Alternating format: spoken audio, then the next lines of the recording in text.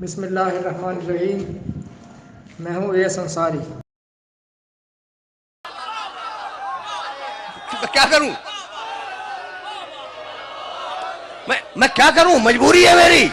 قل، اچھا اب اس آیت سے سب واقف ہیں، لیکن میں تو تمہیں کہیں لے جاؤں گا۔ قل رب ادخلنی مدخل صدق واخرجنی مخرج صدق واجعل لی من لدنک سلطانا نصیرا۔ بہت پڑھے لکھے ہو۔ مالک مجھے سچائی کے ساتھ مدینے پہنچا دے۔ 17واں سورہ سورہ بنی اسرائیل۔ رسول، میرے رسول دعا مانگو کہ مجھے سچائی کے ساتھ مدینے پہنچا دے، سچائی کے ساتھ مکے سے نکال دے، ہجرت کے وقت کی دعا۔ وجعل، بنا دے، لی، میرے لیے، من لدن کا، اپنے پاس سے، سلطانن، ایک طاقتور، نصیرہ، مدد کرنے والا۔ تو نصیر مانگا ہے، نصرت نہیں مانگی۔ سن لیا تم نے بھائی؟ سن لیا نا؟ نہیں بھائی، اب سنو۔ وجعل لی وزیرا من اہلی، موسیٰ کی دعا یاد کرو۔ مالک مجھے وزیر دے دے، اپنے پاس سے نہیں، میرے خاندان سے۔ دونوں آیتوں کو ملا لو۔ وجعل لی وزیرا من اہلی، مالک مجھے میرے خاندان سے وزیر دے دے۔ اور محمد رسول اللہ نے کیا کہا؟ وجعل لی من لدنک، مالک اپنے پاس سے دے دے۔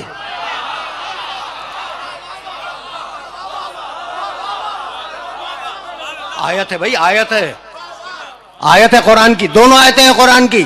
موسیٰ کا وزیر، موسیٰ نے دعا مانگی میرے خاندان سے دے دے۔ محمد کا وزیر، محمد کی دعا اپنے پاس سے دے دے۔ تو موسیٰ کا وزیر آئے گا موسیٰ کے خاندان سے، محمد کا وزیر آئے گا اللہ کے پاس سے۔ اب سمجھ میں آیا کہ اللہ نے علی کو اپنے گھر میں کیوں پیدا کروایا۔ علامہ طالب جوہری صاحب کا بیان آپ نے سنا۔ اس آیت میں جو لفظ سلطان آیا ہے، سلطان، پہلے آپ اس کے معنی معلوم کر لیں کہ سلطان کہتے کس کو ہے۔ سلطان کے معنی ہوتے ہیں دلیل، ایک حجت، ایک برہان۔ دیکھیں 17 کی 71، 10 کی 68 اور 11/96 اور بہت ساری آیات۔ سلطان کے یہی معنی ہوں گے، دلیل، برہان، حجت۔ ایسی دلیل، ایسی حجت جو میرے لیے مددگار ہو، ایسی دلیل، ایسی حجت جو میرے لیے مددگار ہو۔ اس میں علی کہاں سے آ گیا؟ یعنی محمد علیہ السلام نے جو دعا کی اللہ کے کہنے پر، تو اس میں ایسی دلیل، ایسی حجت جو میرے لیے مددگار ہو، وہ آپ نے طلب کی تھی۔ اس میں علی کہاں سے آ گیا؟ اس کا مطلب ہے کہ اس آیت میں کسی انسان کے مددگار بنانے کی بات نہیں ہو رہی ہے، بلکہ دلیل، سلطان کو مددگار بنانے کی بات ہو رہی ہے کہ ایسی دلیل، ایسی سلطان کو مجھے مددگار بنا دے، میری مددگار بنا دے، بنانے کی بات ہو رہی ہے۔ اگر کسی انسان کو مددگار بنانے کی بات ہوتی تو اس کا نام لیا جاتا، جیسا کہ موسیٰ کے قصے میں ابھی جو آپ نے بیان کیا، موسیٰ کا قصہ، موسیٰ کے قصے میں تو نام لیا گیا ہے، ہارون آخی 20/30، کہ میرے بھائی ہارون کو، جو میرا بھائی ہے اس کو میرا مددگار بنا دے، وہ تو نام لے کر بتایا گیا۔ یہ عجب ہے کہ محمد کی دعا قرآن میں، یہ عجب ہے کہ محمد کی دعا قرآن میں اور علی طالب جوہری کے کان میں۔ علی جو آیا تو وہ بتایا طالب جوہری کے کان میں، اللہ نے کہ علی کو بنایا ہے میں نے۔ یہ عجب بات ہے۔ اگر علی کو بناتا اللہ تعالیٰ تو علی کا نام نہ لیتا۔ پھر مزے کی بات یہ کہ موسیٰ علیہ السلام کے جو مددگار ہارون تھے، ان کا نام قرآن کریم میں 19 مرتبہ لیا گیا ہے، 19 مرتبہ۔ موسیٰ علیہ السلام کے مددگار جو ہارون علیہ السلام تھے، ان کا نام قرآن میں 19 مرتبہ لیا گیا ہے، اور علی کا کسی ایک جگہ بھی نہیں۔ یہ کیسی مزے کی بات؟ علی ہوتے تو نام لیا جاتا نا، کسی ایک جگہ بھی نہیں۔ شرم کرو، پبلک کو بیوقوف بنانا چھوڑ دو۔ یہ کوئی نئی بات نہیں ہے، ان لوگوں کی اسی طرح کی فنکاریاں ہوتی ہیں، اسی طرح کی فنکاریاں ہوتی ہیں ہر جگہ پر۔ اللہ نے مددگار بنایا تو نام بھی غائب کر دیا۔ کیا ڈر اللہ بھی ڈر رہا تھا کسی سے کیا؟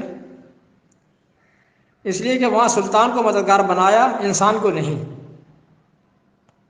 سلطان حجت دلیل کو مددگار بنایا، انسان کو نہیں۔